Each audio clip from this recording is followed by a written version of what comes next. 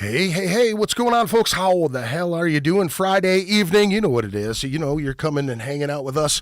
We're here at the Ritual Madness Podcast Studio, hoping you had a fantastic week and you're ready to sit down and shoot the shit with us. Well, you can join us on YouTube, Facebook, I believe we're doing the live thing there. Join in, chat with us if you like. Throw some questions out there and, join in. Have fun. Welcome. We appreciate you here. Do me a favor, check out AntiBroadcasting Incorporated, custom screen printing, AntiBroadcasting at gmail.com, 612-836-9488. These guys do fantastic work. You hear me talk about these guys week in and week out. I'm loyal to these cats. They've come through in a pinch with my bands. Several years these guys have done this stuff, and they help a lot of bands around the local scene and nationally too. These guys are fantastic. Again, that's antibroadcasting at gmail.com, 612-836-9488. And Lowbrow Saints Tattoo Collective, if you're looking to get some tattoo work done, hit Jason and the folks down at Lowbrow Saints Tattoo Collective up, 612-353-4755, lowbrowsaints at gmail.com. They're doing this like test of fate thing over there. They've got a bunch of different flash pieces in these like, what were they, like gumball machines almost, like the big Super Ball machines where you test or you pay either $100 or $200 and then you go in and it's basically you get what you get. And that's, forever. Wow. That's kind of one of those things where, holy shit, you're gonna allow somebody to just tattoo. I think it's cool because it's a different idea, but man, that's something. Yeah, tell me about it. Something different. But, check them out. Lowbrow Saints Tattoo Collective, 612-353-4755. I got a fat tongue, so I'm stumbling my stuff here. Lowbrow Saints at gmail.com. Hit them up. Good folks. And my guest for today, this evening, is Bud Ingram Lile. How are you doing, buddy? Hey, doing okay. How are you? Oh, pretty good, man. Yeah. Looks like your shiner's getting better. Oh, yeah, it is.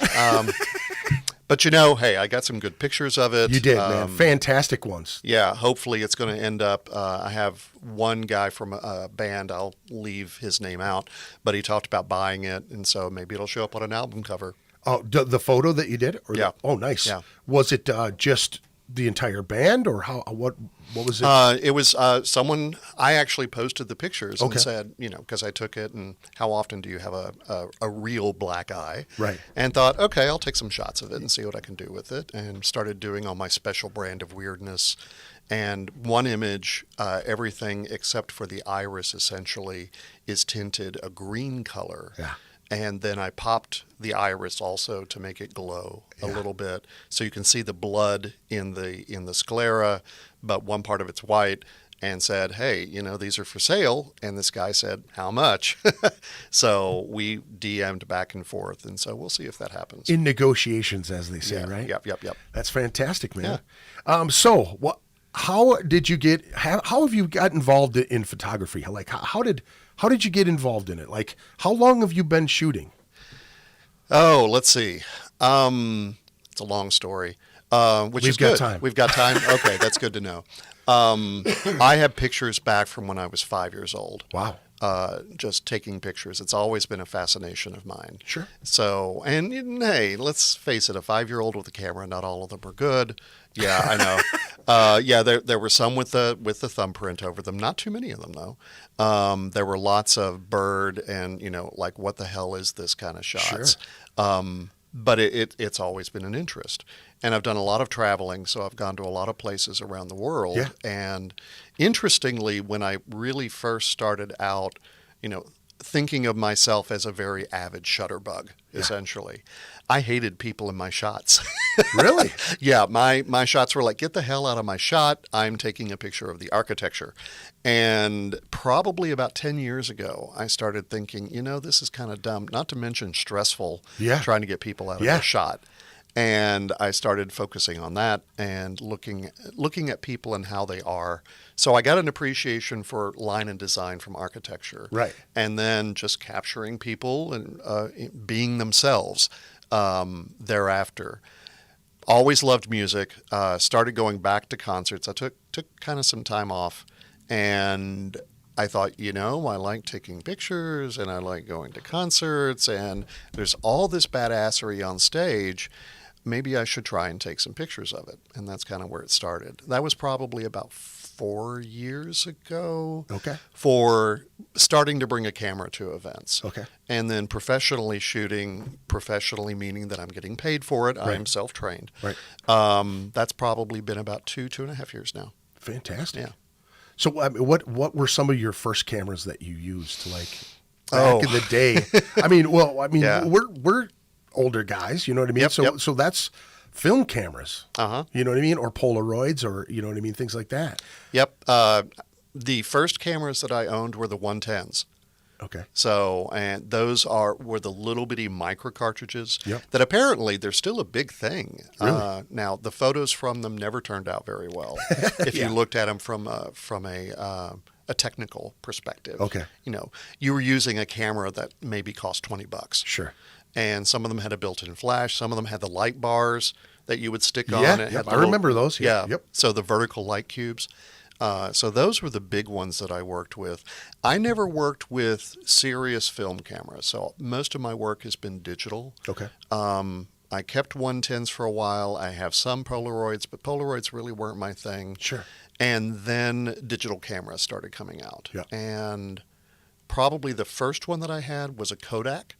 And it was a Kodak 2 megapixel, which that was big shit. Yeah, back then it was huge. Yeah. This was like 20, 25 years ago. Yeah.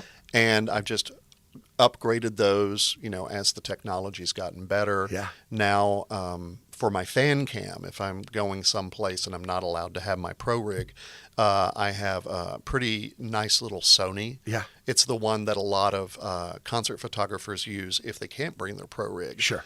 Sees in the dark, just like the regular Sonys do, just a little bit. It's got limitations because of its size. And then I shoot Sony across the board. Right on. Yeah. What made you shoot Sony right away?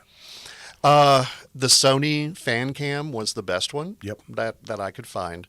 And then when I started looking at pro rigs, I liked the fact that the Sony interface was the same. Oh, yeah. And Sony cameras do, at least at that time, there may be, people may argue, so don't flame me on this, that they had really good ISO sensitivity. Okay. So you could shoot something at a higher ISO and still get a usable image. Without it being noisy and pixelated and shit. Exactly. And because the interface was the same, there wasn't something new to learn. Right. It really is almost exactly the same. Yeah, that's where I'm at right now. I was shooting Canon for a couple years, and just the difference is, Right. I wouldn't say night and day, but it's just things are located in different spots, and you kind of getting used to their lingo of it, and it's just a little different for me. Right.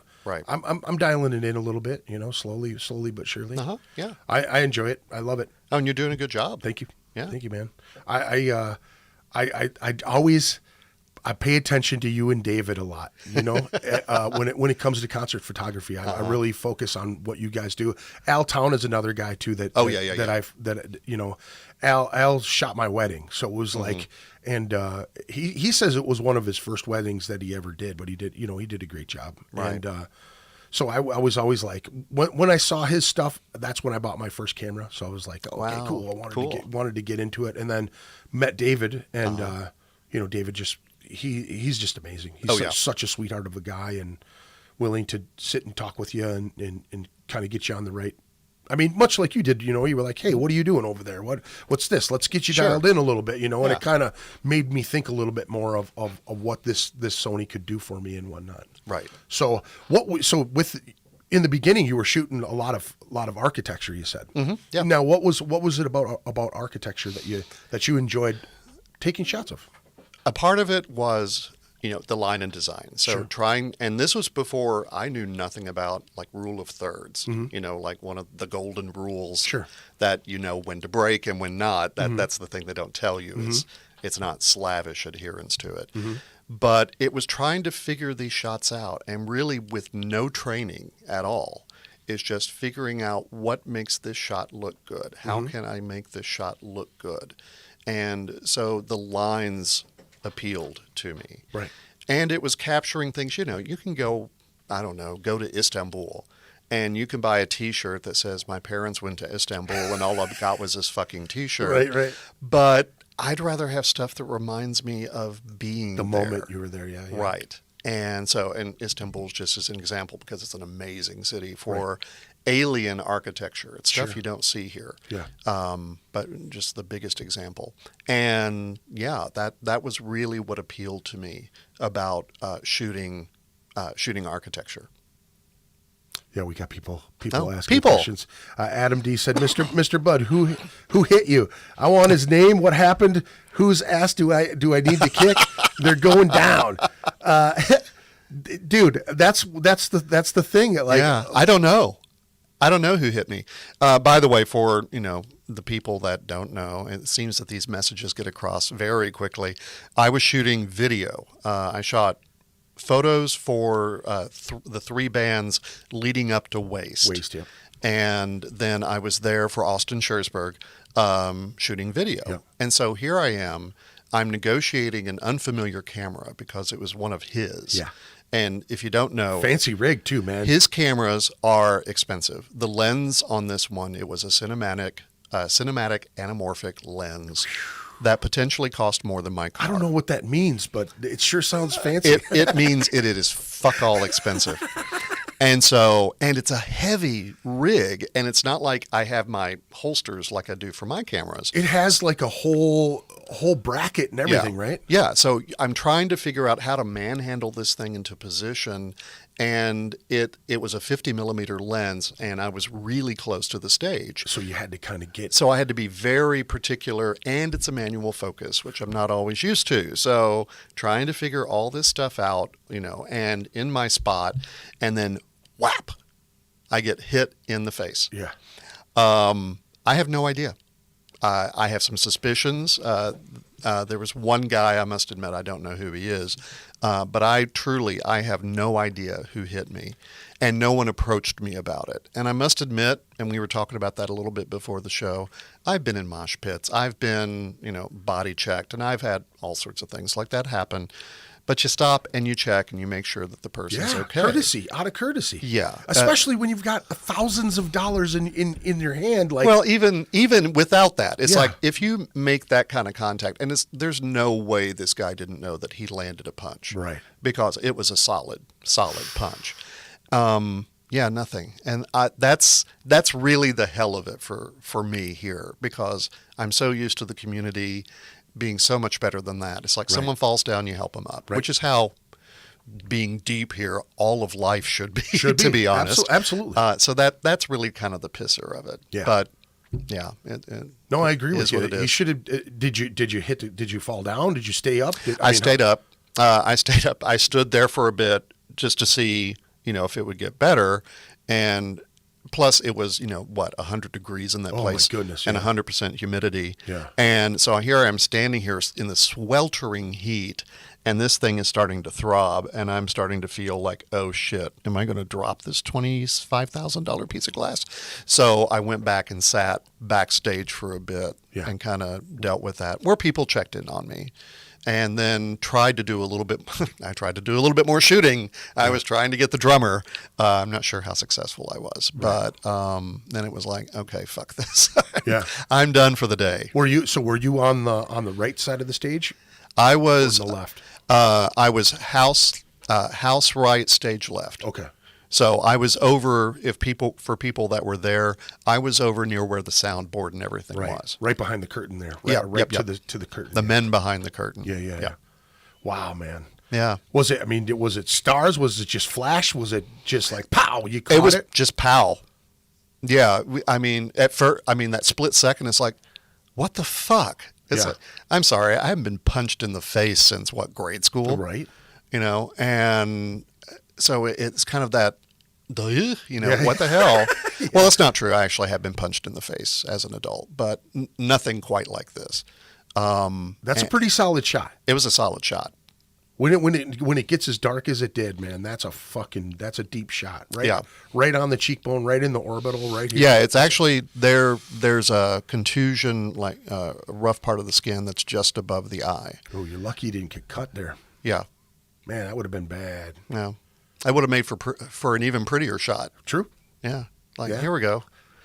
Also, if it would have got, if it would have got in your hair too, you know what I mean? You get the Yeah. Let's not try duplicating that. right, yeah. Yeah. I get pretty frustrated when I see that stuff. When we were shooting, what is the weekend before? I think it was at Club Underground. There's like 3 of us down there, Yeah. in this little spot. You and David shooting. Mm-hmm. All right, let's move spots. Switch. It was like it was like musical photographers. It was fun. Sure, yeah. Well, and that's the trick. I've been in photo pits where there's a dozen photographers. Yeah. And you're just really aware, and to watch it, because I've the times I've not been in the pit, I've watched it. It's really kind of its own choreography. Yeah. Because you glance over and they nod, and it's like, okay, let's change places, and especially if it's a 3-shot song. Yeah. You got the 3 songs and then piss off. Yeah. Because you have those 3 songs to get as much as you can. Yeah. So you have to be good at it. Yep. So I've noticed that. We were talking about that at that show, as a matter of fact, I believe. Before, I don't remember the guy's name that worked at National Camera Exchange. What was that cat's name with the beard, the brown-haired guy? Everyone knows him. He's such a sweetheart of a guy, man. Yeah. He's so nice, and I don't remember his name to save my life. Yeah. So if I go down there looking for lenses and I see him, I'm just hey, dude, you know what I mean? Yeah. Like, Yep. he was a nice guy, man. And he catches me every time I'm there, and because he shoots shows also. Yeah. Yeah.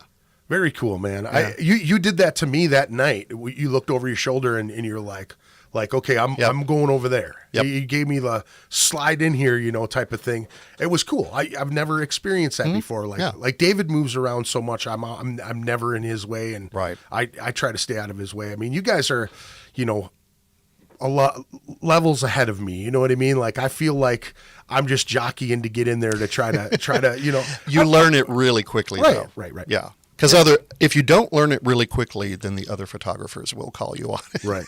Like, fucking get out of the way. Get out of the way. Yeah. Yep. The nudge. I had that happen. I was at Rockfest, and I was backstage at the one that's up on the hill. Okay. I forget the up on the hill stage or whatever it's called. It really is something like that. And I ran into Brandon from Crowbot. Yeah. And I really like Crowbot. And I must admit, I fanboyed a little bit over Brandon. And then said, could I please take pictures of your show? Yeah. And he's like, yeah, of course. So I get down there, and I'd been shooting other shows. And there was one photographer that groused a little bit, and apparently groused to John. John, never can remember his name. John, very long name, big guy at Rockfest. And so John made a comment to me about, kind of staying out of the photographer's way. But then I ran into the photographer like on the next set, and he saw my shirt, and he's like, oh, I follow you on Instagram. It was more that he didn't know that I was a professional photographer in the pit. Yeah. And he's like, oh, it's all good. And we talked for a bit. And then I went back and told John, this is what the story was. Yeah. He didn't know that I was supposed to be there. Right. And that Brandon had said, yeah, you can be there. Right. Yeah. Well, that's always cool that you know what I mean? Like, the dude it follows was you. great. It's like, and this is basically he's a national photographer. Yeah. So, yeah. How does one break into something like that? I was asking David about that too, and he's just like, it's all in who you reach out to, and like talk to the management and talk to like the labels and things like that if they can.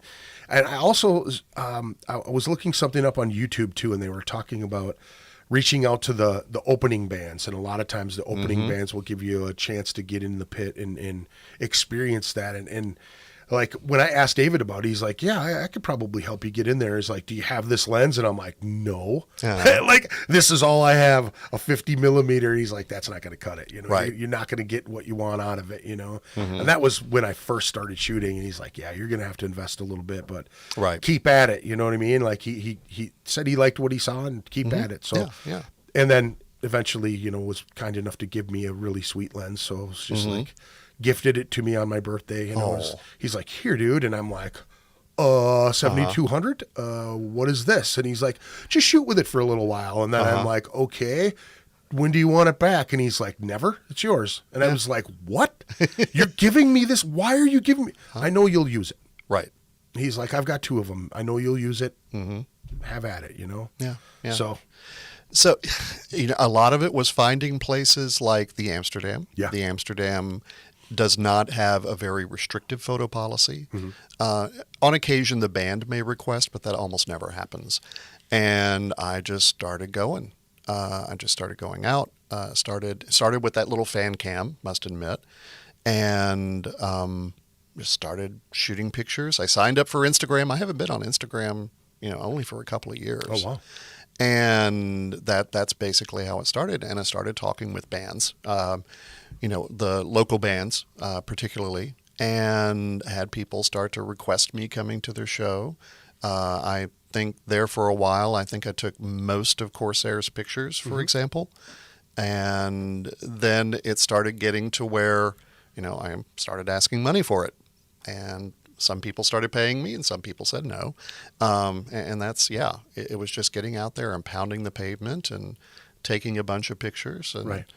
Kind of working out the formula. I mean, I look at my first pictures and go, I probably wouldn't have bought these either. Right. But you work at it and you learn as you go. Yeah. Yeah. I love it, man. I took a huge.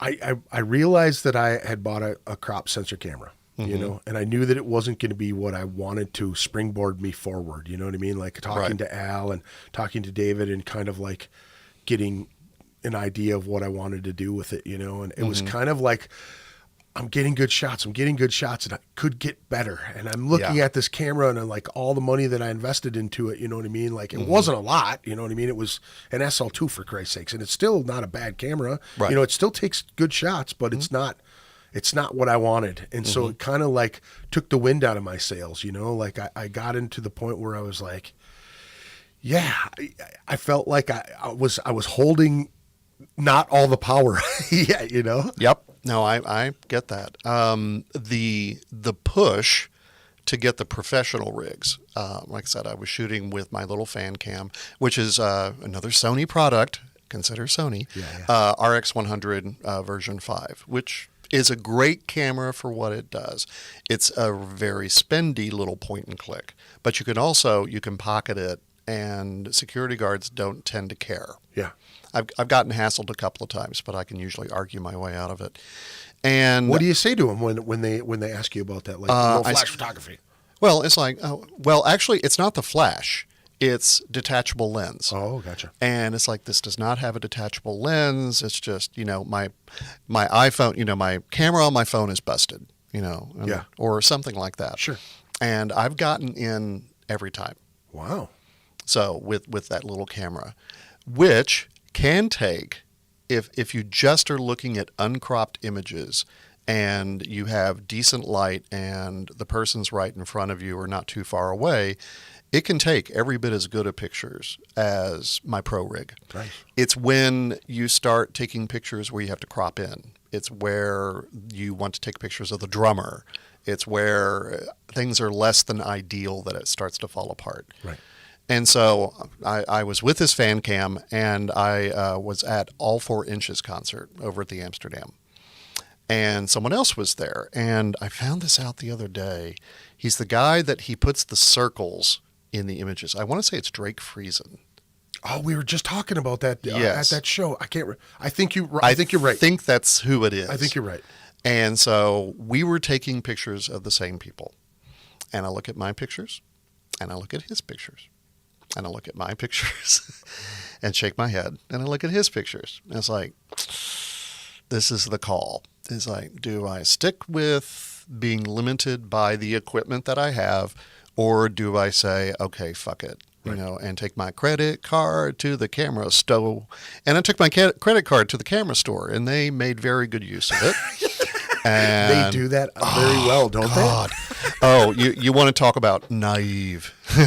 Okay, I had done the research. I knew the camera body I wanted. I bought the Sony. The Sony at that point was $2,000. Right. And, of course, that's without a lens. That is just the camera body. And so it's like, okay, well, I guess I need a lens if I want to take pictures. And I thought, well, I want a zoom lens, which I'm not as crazy about zooms now. We talk about that. Yeah, we've talked about that. But I went ahead. It's like, okay, Sony, here's one. It's a G Master 24-70. It was more expensive than the camera. It was like $2,300 for the lens. And I'm like, ooh, I used to ski back a while ago, and skiing was a very expensive hobby. I think I found a more expensive one. Exactly what I need. So there we go.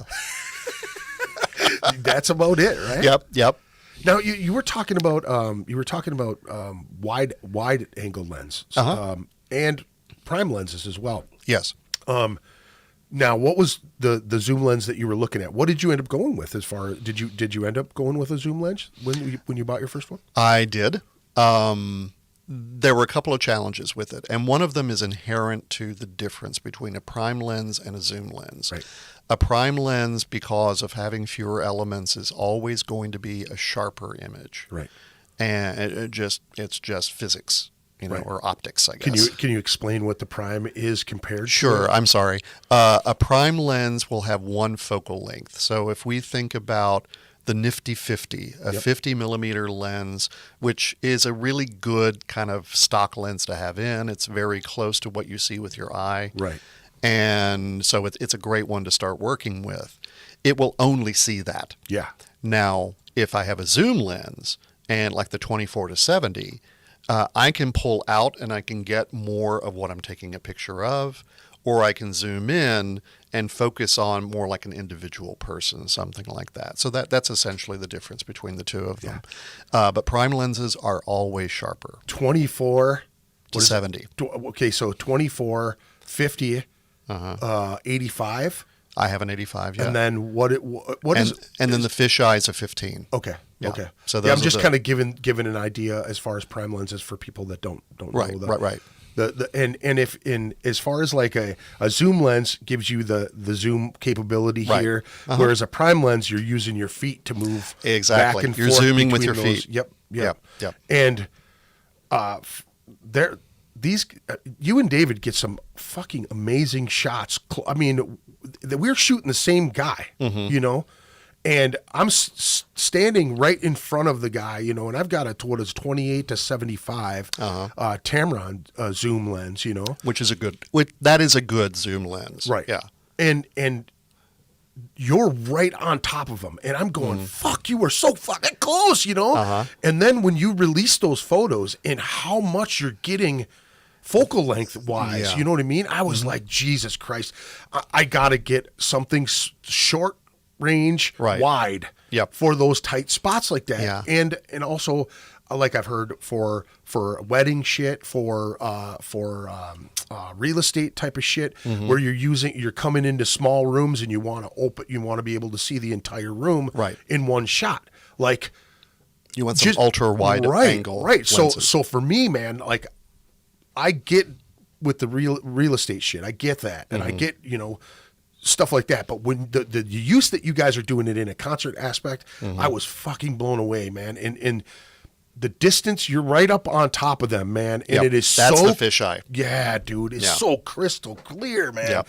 And it opens the entire room up right there. Like, there was one that you got of Wakefield, because you got some shots.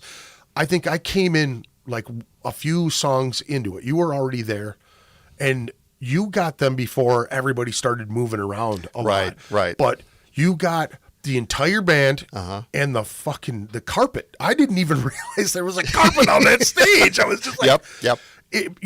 I was blown away by that one picture. I think the guitar player's facing his amp.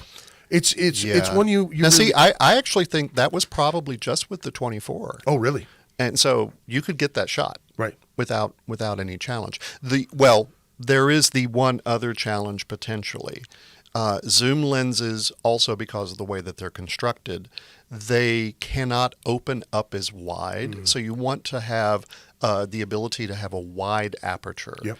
And that's the lower the number, the better. Yeah. Zoom lenses, you could build one to where it would be a 1.4. And for the crowd, that is an extremely fast lens. That's the fastest I shoot with. Right. That means it is letting in a lot of light. Lots of light. Lots of light. That's what those numbers, for people that don't know what those numbers mean, is your aperture. It's basically like your eye. And then as dark as it gets, your eye opens up to take in more light, so you can see more things in the room. Right. And that's what it is when you're taking photographs. A lot of those cats, and like you're saying, you see these guys with these long lenses, they can get in really far, but a lot of times they're losing that because the aperture's not as wide. Right. And like mine is a 2.8 where yours That's is very a 1.4. typical, 1.4. Yep, yep. So that would be at least 2 f-stops, which means I'm getting 4 times the light that you are. Which makes sense when thinking about that. When we were talking about Club Underground, when you were shooting, and I said when you in post when you released those, how the fuck were you getting that much light in there, man? Yeah. And that makes sense. Yeah, a because lot of sense. I'm getting it just because of the lenses that I'm shooting. Yeah. Now the fisheye lens is a 2.8. Okay. The current one, I have ordered one. We will see. I had some discussion online because it's also limited by the optics in terms of just how much light you can let into a fisheye. Did you end up going with the Canon lens? I have a Canon lens right now. Okay. It's a non-native lens with a Sigma adapter, which actually is pretty sweet. Because a lot of times you can lose all of the automatic stuff. Yep. All the autofocuses, all that shit. Yep. This one, if anything, autofocus is faster than my Sigma, the 24. Which there was at one point, and that was at the Waste concert, that the 24 was just like, fuck this, I am tired and done, and just didn't want to do it anymore. And I shot the rest of the show because you were so close to the stage, it made sense. Shot the rest of it with the fisheye. I didn't even bring out the 50. Wow. Because you were just right on top of the performers, and I would have taken a picture like of the side of their nose or something. So, so Bud is a guy that literally we'd never shot in the same area before until we were in Wasco's, and I'm on stage, and I'm taking shots of the drummer, and I look over, and on the speaker rack, there's a fucking camera lens, and I'm looking around, and there's me and you, and then 2 other people that were not where we were. You and I were the only ones really into what we were doing, and I'm going, that has to be Bud's lens. And I'm like, who the fuck leaves their lens, right? I'm like, and I walk over and I go, Bud, did you leave a lens up there? And he's like, yeah. I'm going to go back up there and shoot. And I was like, okay, I wanted to make sure because I was like mothering. I was like, oh, you left your socks on the floor. Right. You know what I mean? Like I felt like I didn't want anyone to steal it. You know what I mean? I was like, Jesus, man, I know how expensive they can be. And I was like panicked. And then somebody else said, well, I saw him set down a lens and I was like, someone's going to knock that lens over. And I'm like, dude, that's what I said too. Like, but you strategically put them. Yeah. I mean, if you weren't a photographer, there's no way you'd even see where you put the fucking thing. Yeah. It's like you camo set it somewhere. And it's just like, having that, the gear, you're prone to seeing that shit. You look over and wait, did I leave a lens somewhere? And that doesn't necessarily mean that I've always made wise choices. I've avoided any accidents, knock on wood. What was it? I set it on what seemed to be a very sturdy speaker, as a subwoofer. And I look over and the lens has moved 3 inches because I knew where it was. I set it near the center. I'm like, that's not a great place. Yeah.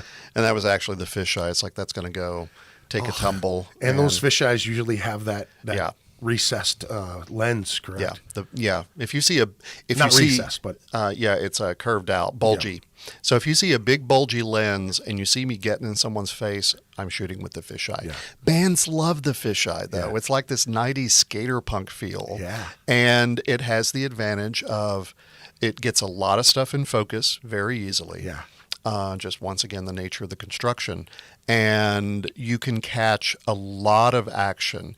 If you see shots with me where there's the singer and then you'll see the audience, I'm finishing Dearly Departed's photo shoot right now. And I have a number of shoots where the band is interacting with the audience. Yes. And those are really cool. I really like them. Yes. Most of them are shot with the fisheye because I can get so much stuff. It adds so much to the shot. Yeah. I think, and just, I don't know, I'm not trained by any means at all, but there's things that I love to see when I see a photo. There was a Jake Martin, my buddy who sings in Taking the taking the head of Goliath. Jake Martin he was out, and I cannot remember who he was out with, but he was singing for another band, and they had a photographer with them, and she did all black and white. And she had a lot of side, with the singer facing out and a lot of the crowd shots. Right. And I was like, wow, these are really cool. But they were like yours, where it just panned it out really nice. Right. Really pleasing to the eye for me. Yeah. One of my favorite shots from that the crowd engagement perspective was from Miss May I. And the lead is standing there. And it's a very long shot. So there's lots and lots of people.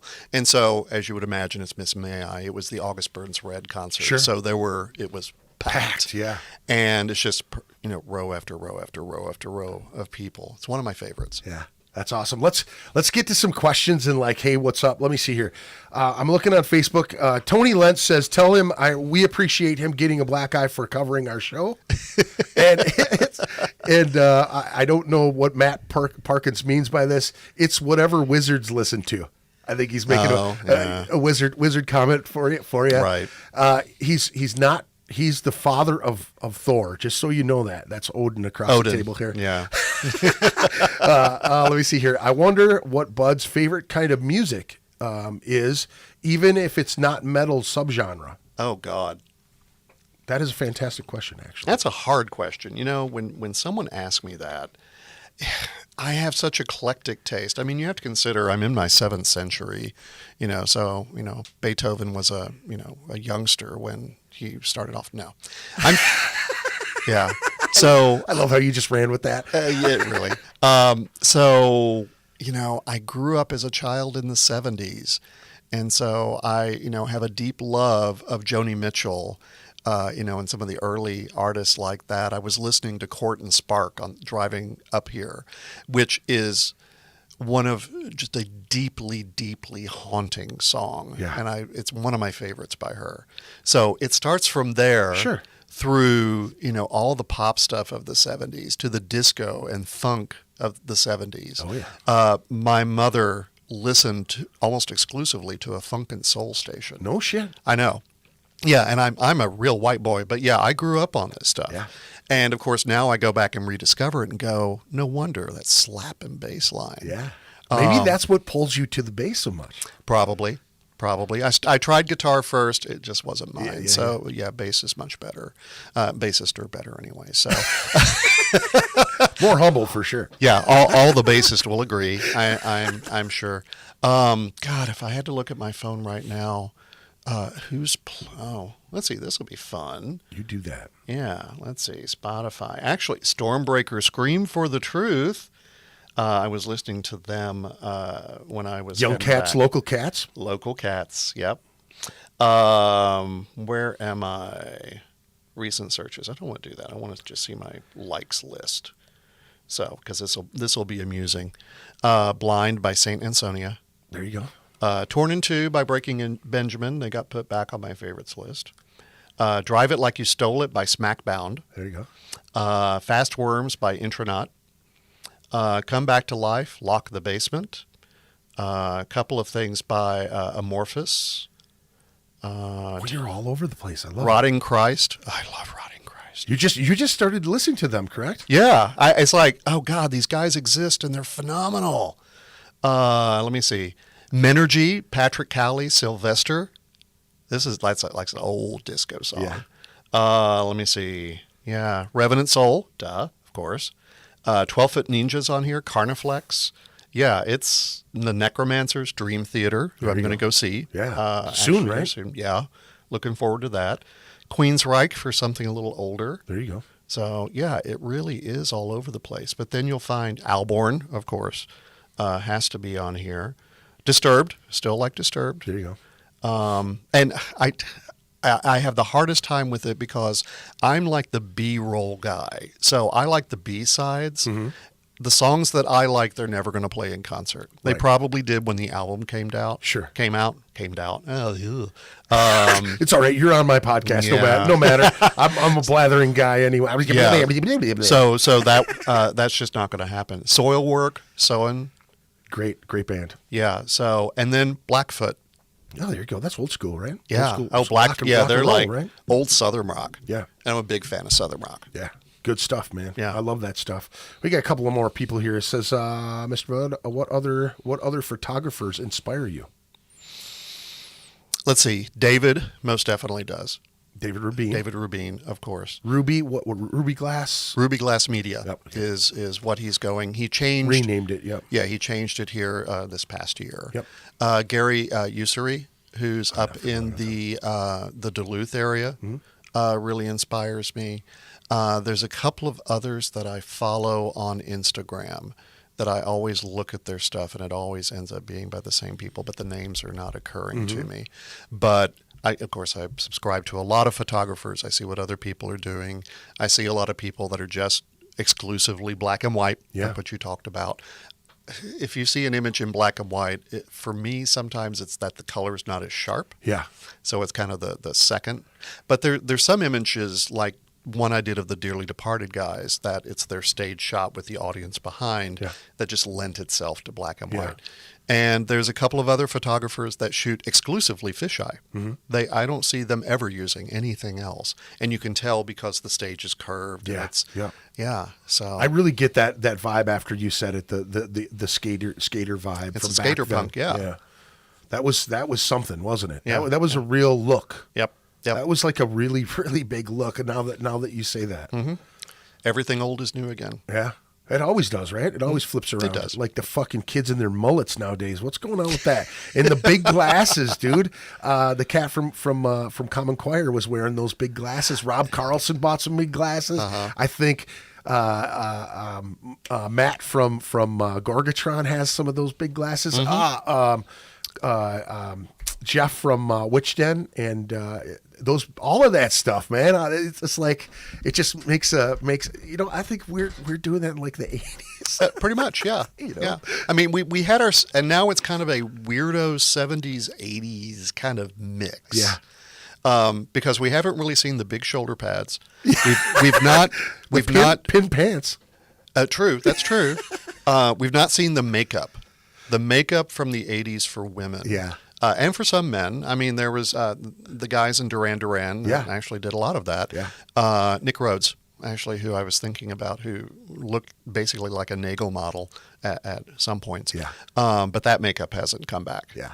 Probably good. It was a little a little over the top. Yeah. I watched Secret of My Success a couple of nights ago. Yeah. Michael J. Fox. One of his films, and it's a very 80s period piece now.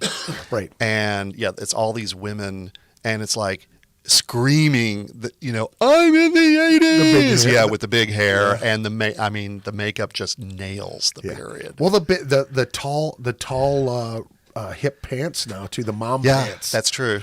Lots of ladies wearing those. Let me see here. What did Adam say here? I'm assuming being a photographer is like being a musician, always a financial rabbit hole. Ain't that true? Craig Rosen's beard checking in. As always, brother, thank you very much for checking in, and congratulations on your dad fights thing this morning on 93X, man. That was awesome. Let me see here. I muted the Vikings game to watch this. Someone better get naked. We already did and put our clothes back on, so fuck yourself. Yeah. Let me see here. No, it was totally. Good too. Saying what's up to Jared Singer's Extravaganza. Check him out if you can. Go to YouTube and subscribe. Good buddy of ours. I was on his 100 podcast. Again, congratulations to your clips and doing the TikTok stuff, dude. It's good to see you branching out a little bit more too. And I'm doing it myself. That was the whole Joey Moya, John Wheeler talk that we had on your 100th podcast. So I jumped on the Tic Tac bandwagon too. Oh, Joey Moya. Yeah. God, you just hear that name. Don't you just get pregnant when you hear it? I swear it's to God. It's the jorts. It is. It's like, man, just drips sex appeal. Yeah. Yeah, he's so much fun to shoot. I want to see him. I want to see him live, dude. He seems like he would be phenomenal. I bet he is, man. Yeah. I bet he is.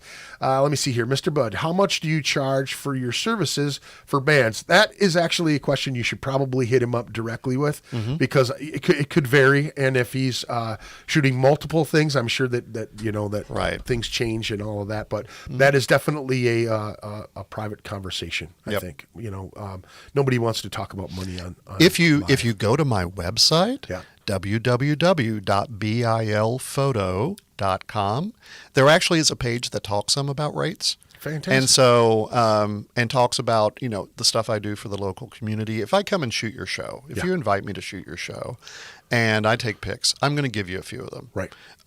Because I just think that that's a nice thing to do. Right. And I know that people need pictures. Right. And I also know that, you may be going to a gig and you may be losing money on the deal. Right. So I get that. Right. So I have multiple levels where we can engage services.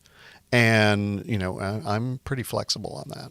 Yeah. Yeah. So go check that out. And plus, every concert I've ever shot that has shots that are worthy are on that page. Right. So you can see everything that I have done. Nice. Yeah. That's a lot. And you can get your shirts and your merch, right? That's right. I have T-shirts. There's long sleeves, there's short sleeves, there's hoodies. And they're badass. They're really cool, Thank man. you. They're very cool. I love that. The logo with the horns and the... Yeah, that was by Hellborn Designs. So Taylor Sturgeon, good guy, great artist, great musician.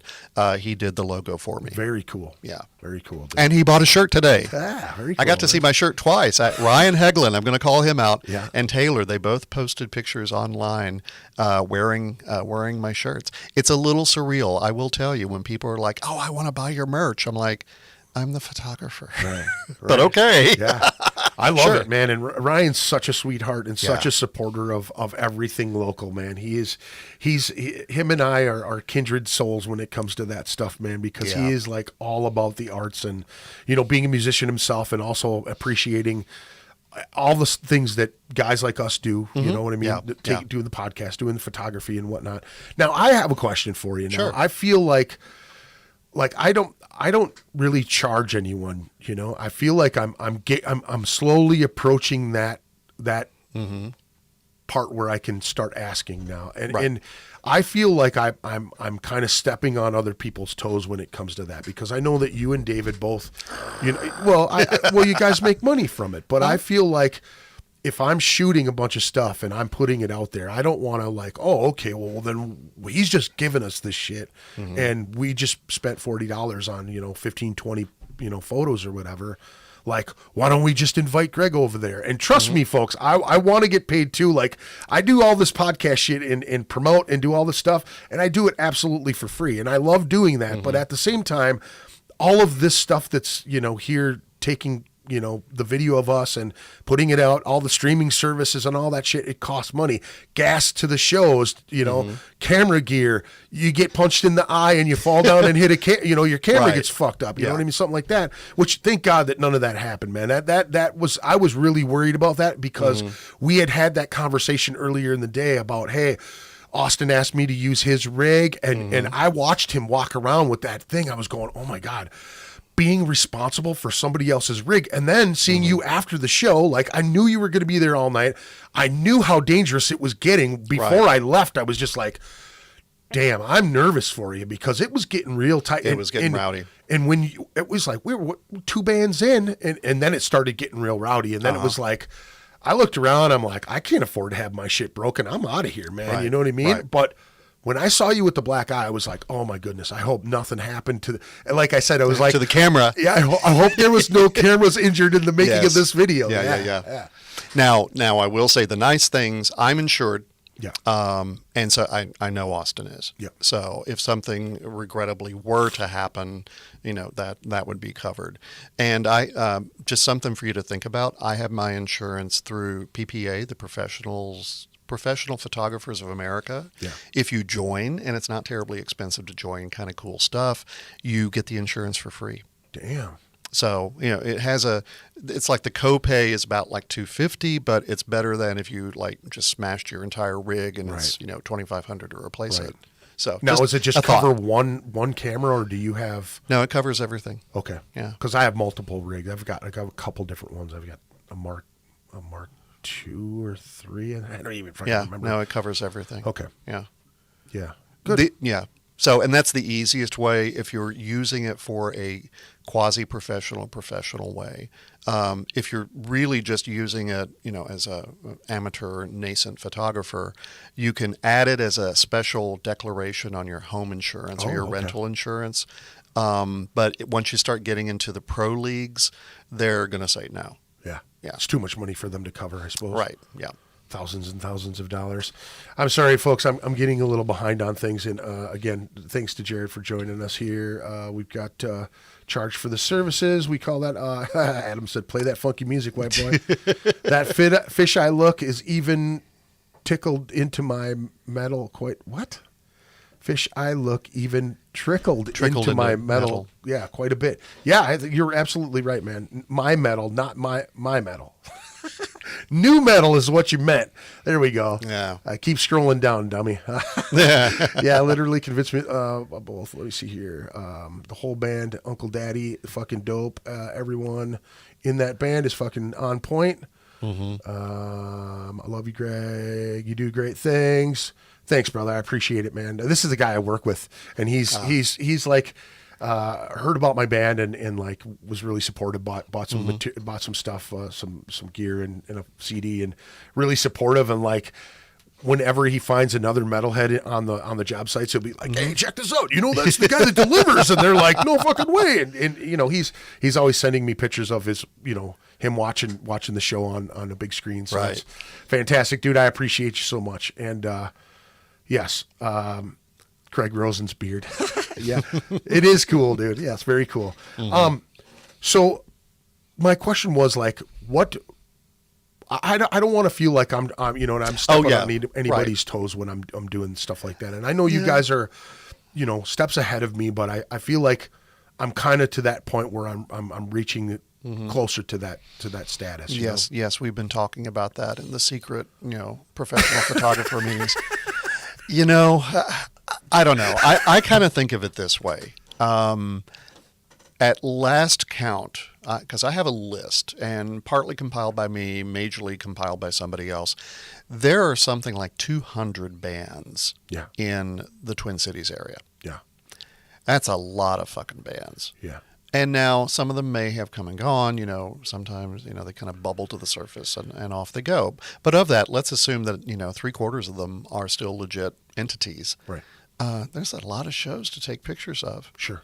I think that there's plenty of room for everybody. Right.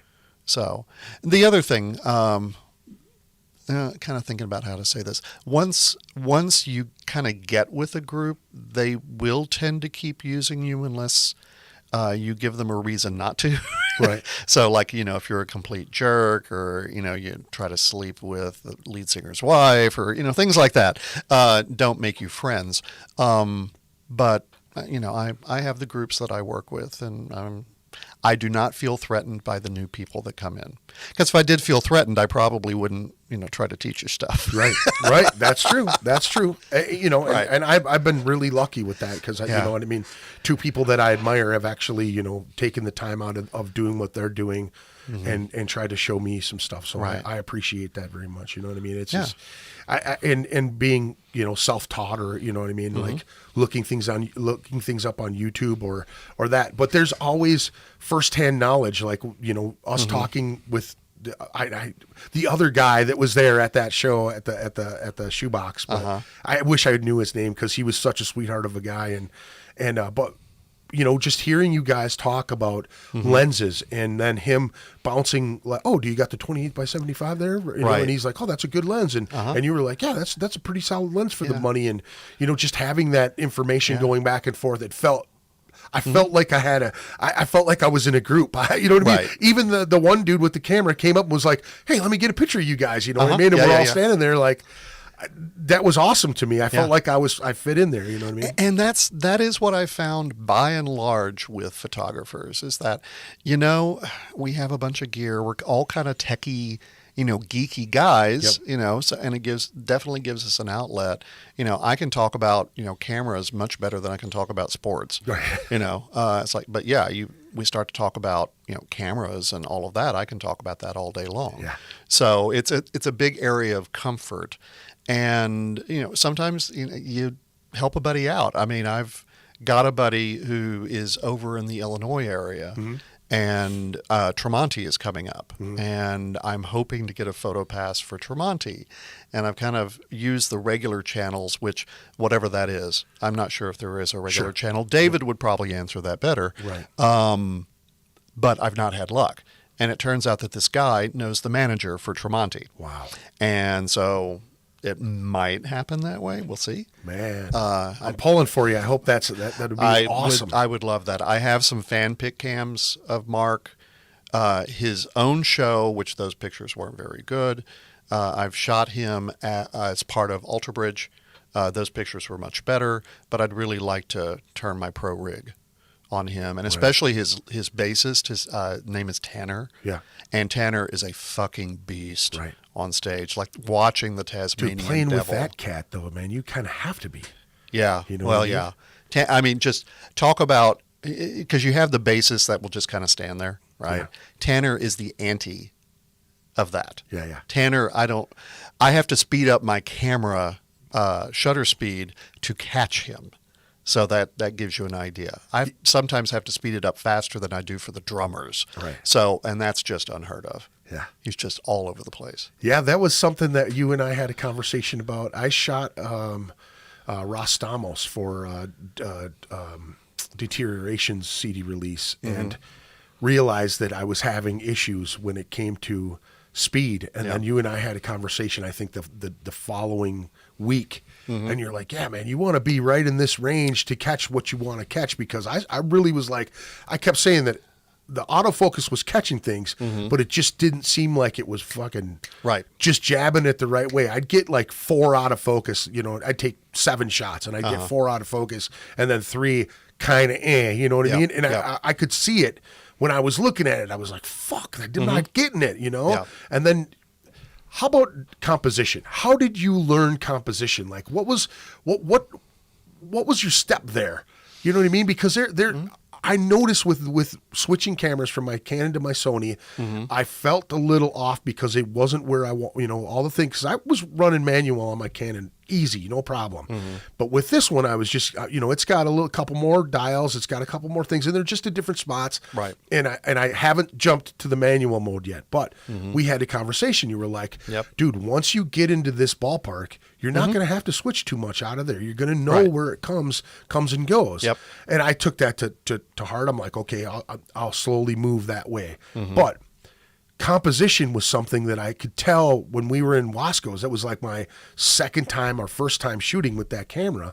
I could tell I was way off. Like I'd have way more, background here than the person, you know what I mean? Or I'm cutting legs off, or I'm not getting things into focus properly. Right. How did you... The most important thing, at least in my opinion, is that you want to shoot more than you need. Yeah. So, and that could apply a couple of different ways. We talked about spray and pray, which that is kind of my technique. I think a lot of photographers do that. I don't think David does. No. I see David just kind of go up and click, Yep. which is just fascinating to me. But yeah, I do spray and pray. Luckily, I'm very quick at culling pictures, and so Yeah. I can turn 1,000 pictures into 50 without too much Right. difficulty. But I'm thinking you don't want to get in too close to what you're looking at. And I figured this out actually when I first started working with people many years ago, Right. that if you focus in too much on the person, then you don't have anything to add if it's like, oh, I pulled in too close. Right. So what I'll do is I will leave a fair amount of space around whatever it is I'm Because you shooting. can always pull You in. can if you always edit in. Yeah. And especially if you have a full frame camera. Yeah. I mean, that's the benefit, is that want. you can you crop get in. so much more of Yeah. the... You get so much more detail you can crop in without too much difficulty. Today, when I, like I said, doing the dearly departed shots, I came across one picture that was perfectly composed in camera as is. I looked at it, besides my standard sharpening upgrades, and looked at it and looked at the composition and went, there's nothing to do to this. That is a 1 in a million. Not a 1 in a million, but that probably happens once every 3 to 4 months. Now, as long as you've been shooting, does it still feel fucking awesome when you do that? Oh yeah, when you nail it like that, it's like, I don't know what I was thinking or whatever, but it's even level. I mean, I don't even have to level set it. That the shot was just perfect basically out of camera in terms of composition. But I go in and I do a lot of editing. So a lot of that stuff I fix in post. So I get the raw material, and then I will go in and I use the rule of thirds a lot. Okay. Kind of depends on, who's in the image. Can you explain that? Sure. Basically, rule of thirds, it's one of the most basic rules of composition. And if you draw like a tic-tac-toe grid over an image, you want areas of interest to be at one of the intersecting points. Gotcha. Okay. And you just kind of get a feel with it. It's much more complicated than that, but that's kind of the general idea. Well, rules are made to be broken, and sometimes we do that. I do that quite frequently if I'm shooting, let's just say, a headshot of a performer. I'm probably not going to cheat him over to put him in that little crosshatch, right? It's probably going to be a centered shot for his head. But sometimes it's not. If there's something interesting going on, then I can expand it, which you can do if you've taken a lot of space around the performer. And it's like, oh, look, here's the lights. I love lights. I play with lights all the time. And I had a shot very much like this where I had the guitarist playing on the right. And, that would have made an okay shot. It's a good shot. Right. But then there was this light bar, and I was getting some interesting light flare and such as that. So I widened the shot out, put him on the intersections. And then I had the light bar with all of these lovely light flares and such to the left side of the composition. So it would lead the eye to the performer. Right. So those are the kinds of thought processes I go through. Now, I know exactly what you're talking about because as you're painting that picture, I am looking at my screen in my head going, there's that light. And as you're tweaking it slowly, you see it flare out or you know what I mean? Like there's a haze, like a dehazing thing in your post, right? So a lot of folks have no idea what we're talking about, but there are ways to manipulate all the things in the background and all the things, to and from, all the way in that whole thing. When you see those lights, when you see the smoke hit those lights just right, and you're tweaking it, and you see that ray just go, and it goes right down to just behind their shoulder, or they're like in this pose, right, and you get it to come right through them. You know what I mean? And it adds so much to the photo. I love what you're talking about. I love that. Like my hair's standing up. I love it. No, absolutely. And something really to point out, because we're talking about the lights. In a well-done show, the lighting people the sound people but the lighting people are the unsung heroes. Big time. Because they add so much dynamics and so much energy to a for performance. us. Well, certainly for us. And you're catching it too if you're just watching But you're not noticing it as much as we are. But if you see a fantastic light show, it adds so much to the show, to the performance. You know what I mean? A guy runs over here and he's throwing down and he's, pointing at the crowd, and just one beam comes over there. It's not even a spotlight even. You've got a couple, flickers right on top of them as we're hitting them, you know what I mean? Like capturing this badassery, right? So I've had this happen a couple times recently where people are like, dude, thank you for catching it. I'm like, you're the fucking rock star here. You're just making it easy for me to guys that are photogenic, like Joey Moya. I could see that dude be like, oh, there's Joey going at it. But I love looking for the guys that are not normally, you know what I mean? Like, perfect example is the bass player Paul from King Goro. He's a very stoic dude. He's a big guy and he's stoic. He has a lot going on. He'll wear a Hawaiian shirt with a big a hip hop fucking, gold chain. I saw it and I was like, this dude is fucking, he looks great, but he's so stoic most of the time. I caught some good ones of him at Club Underground last week. And I was like, man, that's what I see when I look at him. You know what I mean? And he was like, dude, thanks for making me look like a rock star. And I was like, no, dude, you've always been a rock star. I just caught it at the right time. You know what I mean? Yep. And it's true. It's like some cats you just see and they're like, they got the hair and it all goes back and, they're full on faces and all of that shit. I love that. My favorite thing is that face where they're like, into it so much, nothing else in the entire room except for the riff changes are in their head and they're just like, yep, exactly. Love it. I love it so much. It fuels me, man. It really does. Since Wasco's, when we first shot together, it was like every weekend I'm like, man, I hope nothing gets shut down. I want to go out and shoot again. Yeah. I want to go out and shoot again. And David's been trying to get me to come to the studio because I've never shot in a studio before. I've never shot with lights, really. You know what I mean? I don't know shit about lighting. You know what I mean? But yeah, that's a whole nother animal. I know. Yeah. I know. And I so you said you tinker with lights quite a bit, huh? A fair amount. And yeah, I can tell you, concert photography, I actually think is relatively easy. Yeah. Because all you do is play catch. Right. There's not a whole lot else you can do, except you can control how much light you're getting. You can control what you're pointing the camera at and making sure to catch crisp images. Yeah. But otherwise, that's it. Yeah. You're kind of dealt the hand you're dealt. Yeah. And you learn to surf with it or you don't. Yeah. But when it comes to studio shooting, then you have control of the You have lights. to make it happen. And right? you have to make it happen when you're doing shots out in, just like location shoots.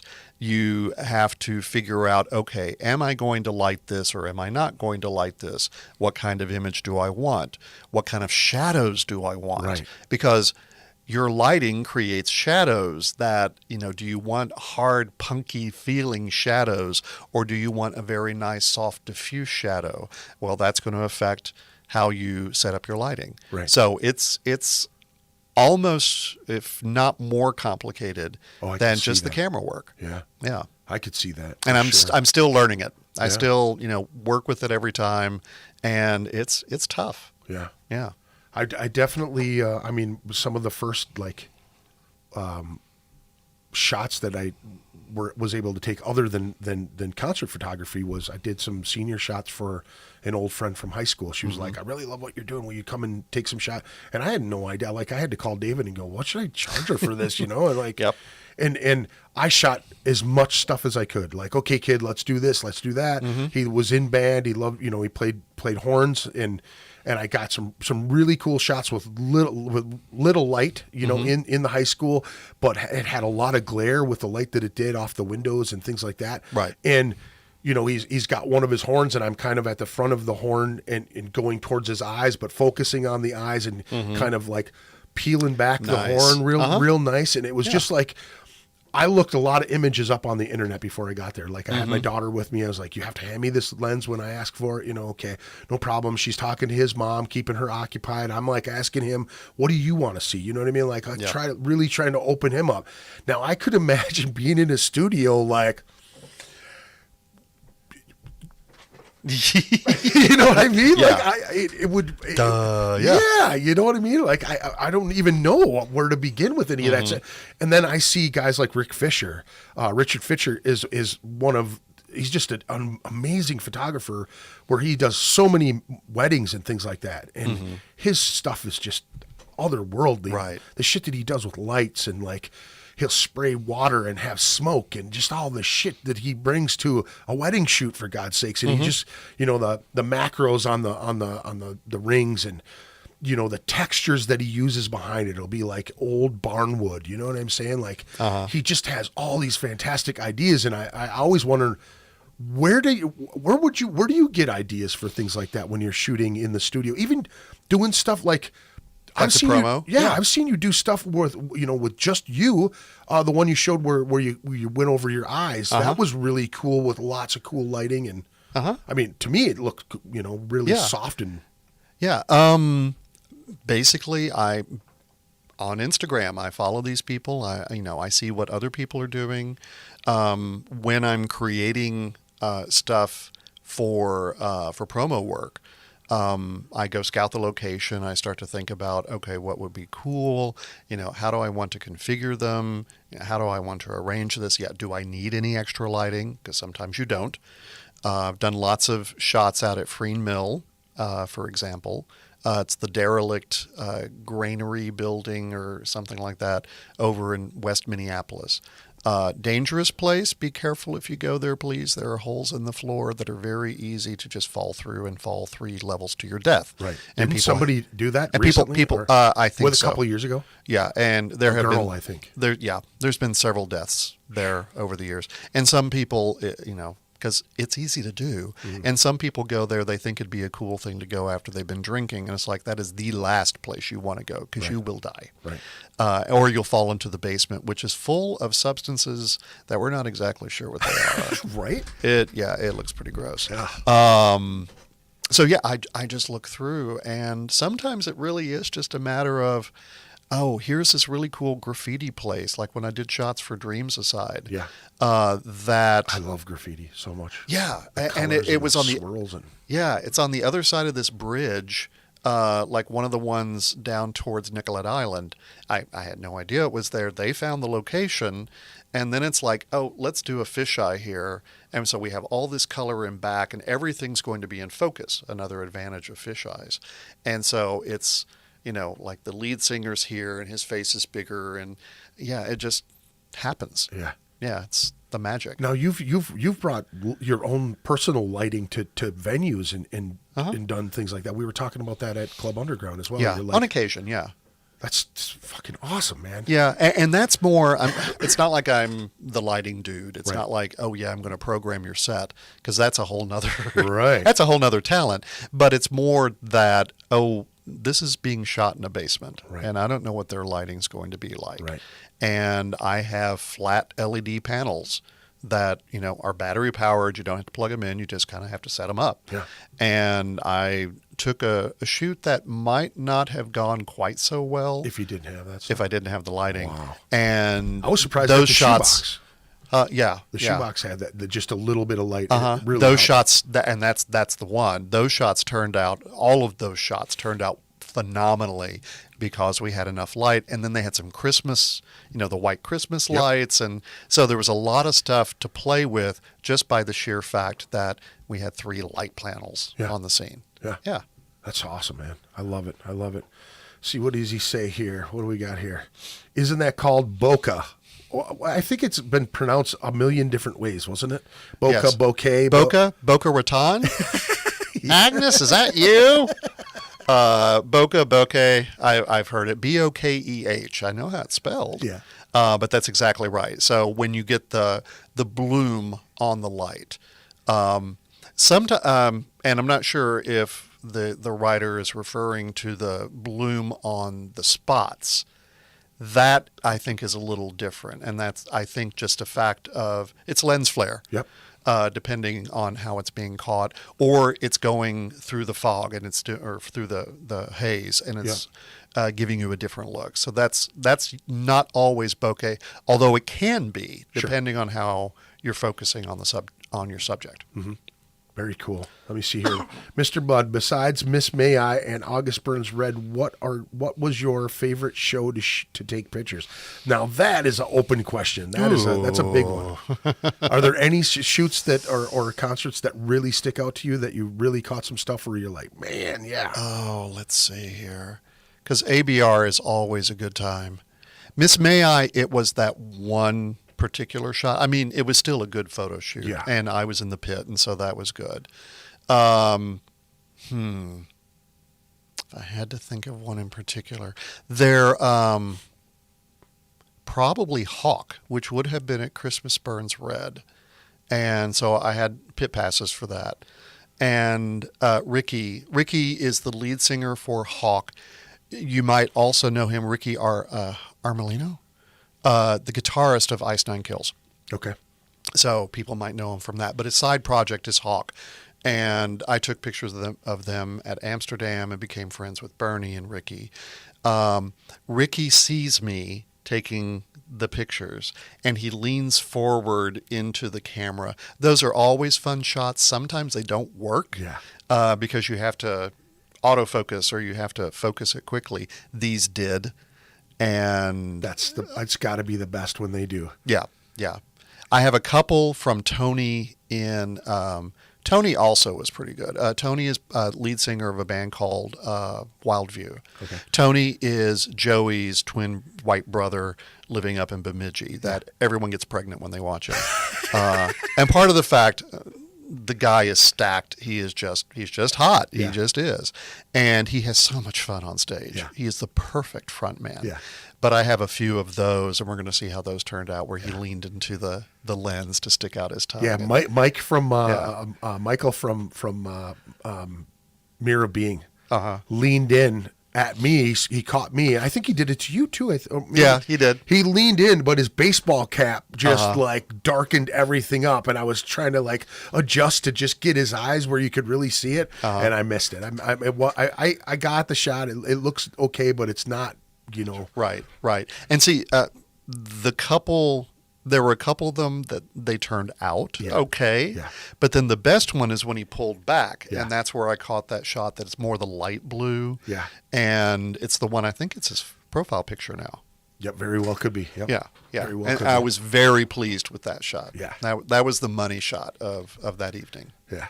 That's good stuff, man. There was a lot. I mean, I felt really bad because I had to leave before Endless Rain played at Wasco's that night because I really wanted to get some shots of those guys. I've known all of them guys other than the drummer, for a long time. And it was just like, I felt really bad because we had to get on the road. So I really wanted to go to that show and take shots of those guys. And they bring their own lights and they have their own smoke machines. And that really helped, man. I really captured a lot of cool stuff from, I think there were shots that I wanted to use, but I was like, no, we'll just use the best ones I could get, you know. Sure. Lots of cool colors and and the fun thing about the guys in Endless Rain, if you look at my photography, if you go to my website www.bilphoto.com, hey, it just rolls off the tongue, and you look at my earlier work versus my recent work. I tended to be a little bit more impressionistic in my earlier work. I used a lot of filters, a lot of presets. I still do that to a certain extent, but I go more for a clarity. However, there are some people that still prefer kind of the dark and gloomy look. Yep. And Endless Rain, that's one of those bands that I did all of their images. I popped a few of them into the dark and gloomy kind of stuff. It's actually... it's like North Landscapes or something like that specialize in these dark and gloomy, kind of gothic-y feeling stuff. And Mike was like, the shots that he was posting were all of the dark and gloomy ones. And so I asked him, he's like, I love that stuff. So it's an easy thing to apply. I took all the images, click, and sent them to him. So was he stoked about it? Was he like, I'll take those. I like those a lot. Yeah. So just to let people know, if you hire me, and I talk with people about this, I want to know what your ideas are. Right. And some people are like, I love what you do. Just do what you do. And that's cool. But if you very particularly I want something grainy and punky feeling and all in black and white, I can do that. Yeah. I want something dark and disturbing feeling. I want, like lots of Dutch tilts. And by the way, a Dutch tilt is when you take the camera and you tilt it off of dead level. And it tends, actually, it wasn't invented by the Dutch. I think it was Germany or someone from the Soviet Union that did it. Yeah. I just looked this up. Yeah. But essentially, when you tilt it, the impression that you get in cinema and actually in film work too is that something's not quite right. Yeah. So it adds kind of a level of feeling disturbed. If you look at old Twilight Zone episodes, On the Bias is the other name for it. It's all over the place. But if you want that kind of shit, I never knew that. I never knew what that was called, but I know what you're talking about. It's called a Dutch tilt. And it does have that feeling of, it's like the dog head going, huh? Right. You know what I mean? Right. Like, yeah, if you go back, because I did this the other day, I was watching a Twilight Zone episode, and pretty much when it started getting weird, That's when the Dutch tilt came into place. So everything was off kilter in the camera. It's like, Speaking without speaking, yeah. That's kind Yeah. of like a unwritten thing. That's really cool, yeah. man. So I can do all that stuff. It's like if you have a particular image, and my job, I mean, I would love to say that I can come and I can design your entire image, and I can. But give me ideas about what you want if you want that to happen. When you look at August Burns Red, for example, you look at their pictures by Ray Duke, I think is his name. And I must admit, given that their light shows are so beautiful, they pain me a little bit, but it's a look and it's what they do. All of their images are red. Oh. And that's just their thing. It does pain me because, the lighting is extraordinary. Right. But that is the look that they go for. That is the look that Ray That's kind of provides for them. that would bum me out. I would bum out on that one. You you get the concept, but at the same Yeah. time, it still would bum me out a little bit, especially if I knew something different. You know what I mean? Like, go look at the ABR stuff, and you'll see just how phenomenal their light show is. Yeah. Their light show, because someone asked about the best concert, I like them because of their light show. The other one that was really good, and we'll see if the lines light up, Ghost. Dude, I was just about to say that. Ghost. I saw him with I'm not a fan. I'm really not a fan of their I like stuff. Ghost. And I've death metal friends that are like, dude, you got to listen to that vocalist. Older stuff is like death metal stuff. Right. And when I saw them live, like I was blown the fuck away. Like I was just gonna say that. I was just gonna say Ghost. It was just there. Their theatrics and everything in the background, all the lights, all of the scrims and the background stuff, the big banners that they have, phenomenal. Where they set the entire thing on fire. Yes. Yes. It is so cool, so cool. And I think about some of the older shows like Antichrist Superstar with Marilyn Manson. I would have loved to be able to shoot that shit. Yeah. Or his first couple tours that I had seen, First Avenue show. The first time I had ever seen him, Gore the first time on Scum Dogs, I would have loved to, not so like from the side. I would have on the stage. I would have loved to have been able to take shots, but not from right out front where you're getting splashed. But there's so many concerts that I've been to where Avatar. Oh, those guys are awesome. Avatar. When I saw them, I've seen them twice. The first time I shot them, and these were with the fan cams, was at First Avenue. Yeah. And it was easy to take shots of them because the lighting guy lit the fuck out of everything. Yeah. And it was all really beautifully done. Yeah. And the textures on their face and the outfits that they wear. Yep. The theatrics behind it. That's why I love shooting Promodol. If you haven't shot Promodol yet, they're fucking fun to shoot because they've got so much theatrics in it. They've got, masks and makeup and spitting black blood and black teeth and fucking booby suits and shit, just crazy shit. Yeah. And I love shooting them, man. They just posted it. It's 3 years ago that I just started shooting and I was getting, people were wanting me to come and take shots and it felt great. And they're like, hey, we've got John Wheeler shooting a video of us in this, in Hastings, in this, in the wilderness, basically, with all these caves and this shit everywhere. You should come and just shoot some stills of us. And you know what I mean? It turned out really, really great. And then using a lot of filters and a lot of shit on it, they were like, oh man, can you do this? And then I was able to manipulate it a little bit more. And then I did a lot of photo manipulation, just, I'd take something and take a piece of it here and then take another piece and then, another photo and kind of smash them all together in Photoshop. Yep. And then alter the shit out of them, throw a bunch of different shit. I manipulate the hell out of them, And those guys were like, yeah, dude, we like what you're doing. Just do that, And so I'd find all these weird filters and put all the shit on there, and then I started realizing, I'm taking other people's photography and doing that. You know what I mean? It always bummed me out because I had, a nice, well, it was a fucking 4 megapixel camera back then, To me, it was really cool, but I knew nothing about cameras, but I love to take weird shots. I would take, we had this ceiling fan in our townhome. And it had these weird great lights that they were like little angle lights. You could do them in every which way. And they had these really cool filters on them, and they're graded. So I would take macro shots real close on the thing and then manipulate them and add, light rays off of them and just weird shit and just do a lot of that. I just fucked with everything. And then again, I realized like I'm not taking my own photos. And I had a gal whose brother went to Europe and he had all this fantastic architecture. And they were like weird shots that he really didn't get into focus. It wasn't really, the composition was way off, you know, knowing a little bit more about it now. But, and I go, can I have some of these? And she's like, yeah, I really love what you do here. And just gave me the whole file, you know? And so I was like manipulating all of those, but then I like got discouraged in the middle of it because they weren't my photos. You know what I mean? Like I couldn't control it even.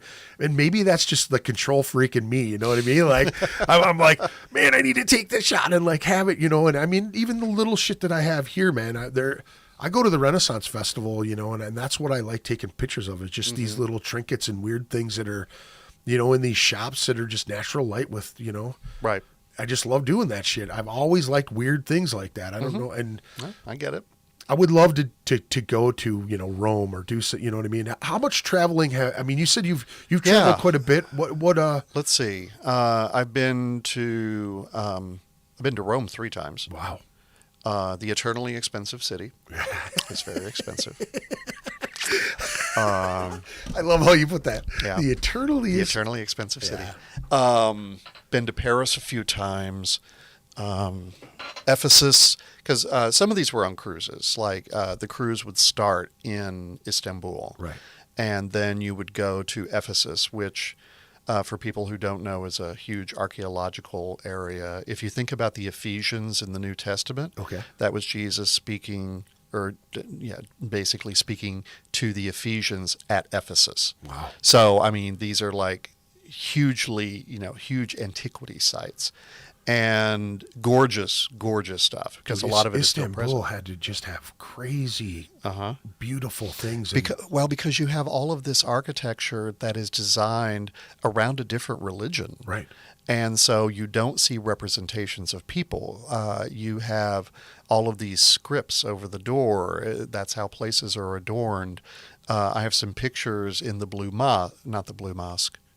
Yeah, it is the Blue Mosque, that, you know, are just gorgeous. There's one picture I have that they have these enormous chandeliers. They're probably 10, 12 feet across, and they're marble floors. And I look down at the floor, and I see the shadow that the chandelier is casting on the marble floor. Wow. And so that's one of my images. It's like, because like, oh, that's cool. So that's the thing about photography. It's kind of... you start to look at things in a different way. Yeah. So let's see. So been lots of places in Europe. Been places over like Tallinn, Estonia, and so kind of over Black Sea area. I've been to Australia. Been to Vietnam. There was a cruise How was that went that? over there. Vietnam. Not ready for prime time, I think, in terms of large amounts of tourism. Right. But there were some gorgeous places there. The history is interesting. Yeah. My father still finds it extremely interesting that now Vietnam is a tourist destination. Right. When, you know, we didn't do very nice things to them in the 50s, 60s, Right. or 70s. But there are still some just like jaw-droppingly beautiful juxtapositions of nature and architecture there. I bet. So, and let's see, where am I forgetting? Hong Kong and Singapore. Been to both of those places. Japan is next on the list. I'm planning to do that next year. Dude, I would love to see that place. I've always wanted to go there since I was a kid. Yeah, same here. It's a bucket list thing. It's like, okay, it's going to fucking happen. Right. So, COVID permitting, it's going to happen next year. So how did you fare through this whole thing when it all started last year with this COVID stuff? Well, you know, it was a little tough. I was booked out for 3 months, and then middle of March hit. Yep. And I suddenly have no gigs. Just as it starts to peak too into the concert season when people are really booking tours and getting out there. When it's like all my work was paying off. You know, working with the bands, coming out, being in the scene. That was all working out, and then done. So now, have a day gig. We won't talk about it, but basically it supports me. It's not like I was going to be homeless or anything. Right. But this was my artistic outlet. This is, my passion. And It's that work, kind of work sucks. is just work. You know what I mean? Like no matter what you do, you know what I mean? Like nobody's like deeply in love with their job. Right. And if you have being a creative guy, you know what I mean? In any facet of any medium that you're doing something creative in, Right. when you were that is snatched out from underneath you. Yeah. That is like, and if you're making money off of it, you know what I mean? If it's helping you pay the bills or helping you have extra things, camera gear, anything. Camera gear, paying for my expensive glass habit. Yeah. And I must admit though, because coworker may listen, it's like I actually do have the good fortune of liking my day gig. Sure. But then I really, they feed different sides, and that's the good thing. Yep. So, but yeah, it's like, okay, what the fuck am I going to do now? So. That's where I started doing. So I branched out a little. That's where I started doing more promo work. Started doing individual shots. I did senior work for somebody. So bought a macro lens because it looked like it would be fun, and it has been fun. Yeah. So kind of sustained myself, and that's where I started putting the stuff up on Instagram. So I had, at that point I was doing that all manually, but now I have a scheduler where the 3 times a week you'll see stuff from previous shows. Oh, nice. So I was circulating through all of my old material, kind of like, it's going to come back, it's going to come back. And now, But feeding your fans too. I mean that's huge in this day and age. I mean, I really started to notice with as I put things on YouTube for the podcast, or even just doing the damn podcast. It's like you want to keep the content rolling, you want to keep it going, and as a photographer, it's like you either adapt or you're just going to be like, "Fuck, what am I doing?" Right. Like I knew that I needed new gear. I was in the process of like saving money to get it, and like taking your credit card to the photography store. Yep. But it's like, there were no shows. Yeah. And I still wanted a camera. I was like, man, I just want to catch stuff. I want to, take pictures of cool things, And we talked about, going up to Wasco's and seeing some spots where you want to go back and take those shots. Yep. Oh, there's some wonderful dark, spooky shots that, country roads where there's trees lining it and there's nothing else. Yeah. I have a few long exposures that I took on one of the larger roads. They turned out okay. Sure. But so you can see the stars and, but it's everything else. Basically, it's pitch black. Sure. But your camera is seeing because you're leaving it open for 45 seconds. Right. So there are some shots that I want. Now, is that some stuff that you've tried too? Is it the astrophotography stuff too? I've not done that quite as much. I've not done it quite as much, except for kind of that nightscape kind of thing. I'm not typically just kind of aiming a camera at the stars. Sure. I have some pictures from way back when. They weren't very good, but then again, the Northern Lights weren't very good at that point. Right. But I have some of the Northern Lights in Alaska. Right. I think they're probably the shittiest Northern Light. Because the lights weren't. It's like, okay, by the way, if people say, oh, this is really great, you should see them, you do realize you have to stay up all night long to see them. Yeah. And I've seen them here in Minnesota twice, I think. Yeah. And one was on acid. And I was like, this can't be happening. Like I'm looking at all these other people going, I'm not the only one seeing these lights go across the whole thing. And, we're sitting in White Bear Lake, for fuck's sake. You know what I mean? We're not like in Alaska. We're not, we're this prominent. You know what I mean? I'm going, okay, am I hallucinating that bad? You know what I mean? Like, is this really going on here? But yeah, I can imagine that being fantastic. It would be cool to get them again. I'm just not. It's like, there are some gorgeous shots of it. I'm not sure if I need to struggle for that. Right. So, although going to Iceland sounds like fun. Yeah. Yeah, that's on the bucket list. For sure. Yeah. That'd be fantastic. Now with the time shots that you're talking about, opening the shutter for long distance, that makes the waterfalls milky. It makes the movement things kind of like spread out a little bit. You catch more of that stuff, right? And there's some of those on my website, www.bilphoto.com. You can look at the art section, and I put this stuff up, and it's just completely random. Like, like waterfalls. Waterfalls are really cool to take pictures of. And if you have a fast shutter speed, so people talk about, like a 1/200th of a second. That's what that means. That's what I usually shoot drummers at. Mm-hmm. And actually, that's usually what I just run throughout the show because I just leave it there. That's where you're going to get the individual droplets. But then, you're right. If you open it up to like 1 to 2 seconds, and then you have to adjust everything else to fix the exposure triangle. But that's where you get that, it looks like milk pouring down. Yeah. And then you can fuck with it and do really fun things and make it look like blood or, whatever you could color it whatever color you want. Yeah. And I've played with that. I have to do this, man. I have to do this, at least, give it a shot. I've never done any of that stuff, and I think it would be fun. You'll need a tripod. Yep. And you will need a neutral density filter. So ND filter. Yep. Gotcha. And by the way, what that does is I talked about the exposure triangle. If you leave a camera shutter open for 2 seconds, you're going to get way, way, way too much light. Yep. And so it's all just going to be white. If you have this filter, basically it darkens it. It's kind of like putting a piece of welder glass over it, so you can still see parts of the image. That's what it does. Gotcha. Yeah. Ah, that makes a lot of sense too, because you're like, oh, it's fucking dark. You put the mask down, and you can't see nothing. But as soon as you hit that, it just goes, and then it just focuses it in right, real nice for you. Yep. That's awesome. And I had never heard that ND filter before. When it comes to that, they've never said that.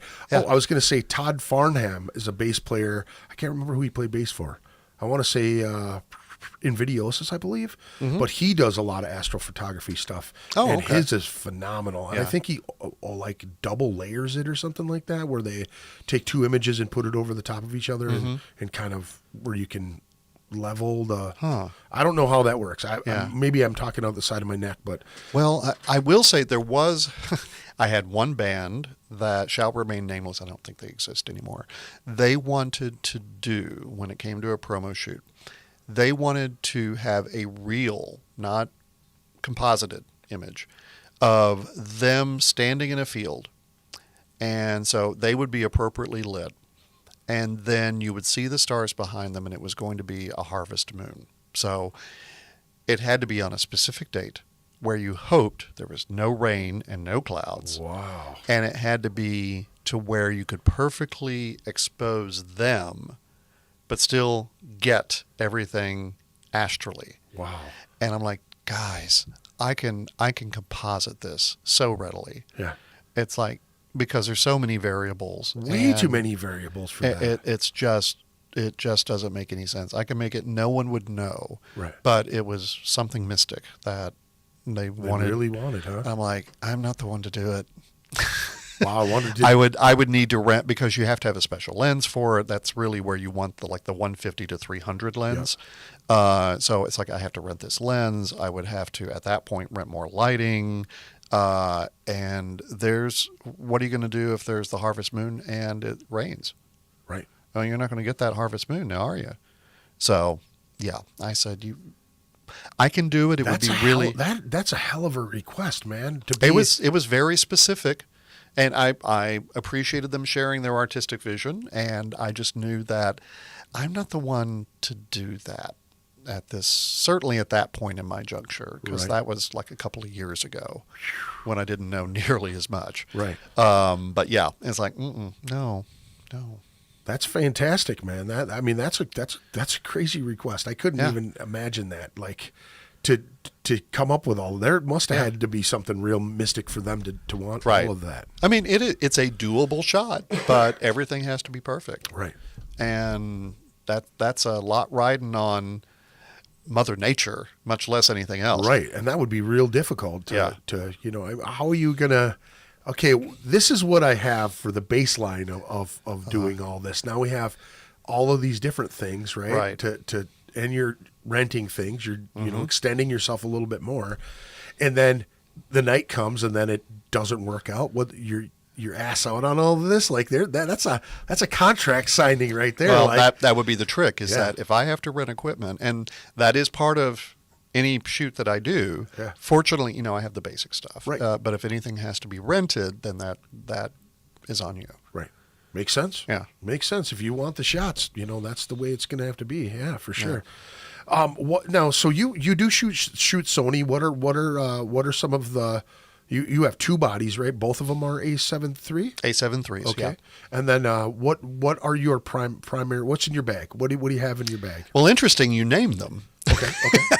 It's like when you went through the numbers, it's like, did you go rummaging in my bag? So I have a Sony, or actually no, I have a Sigma 24 millimeter.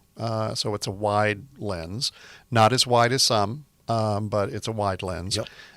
That's what I tend to use when I'm doing bigger shots. So if I'm getting everybody on the stage, it's probably going to be the 24, maybe the fisheye. We'll talk about that one in a bit.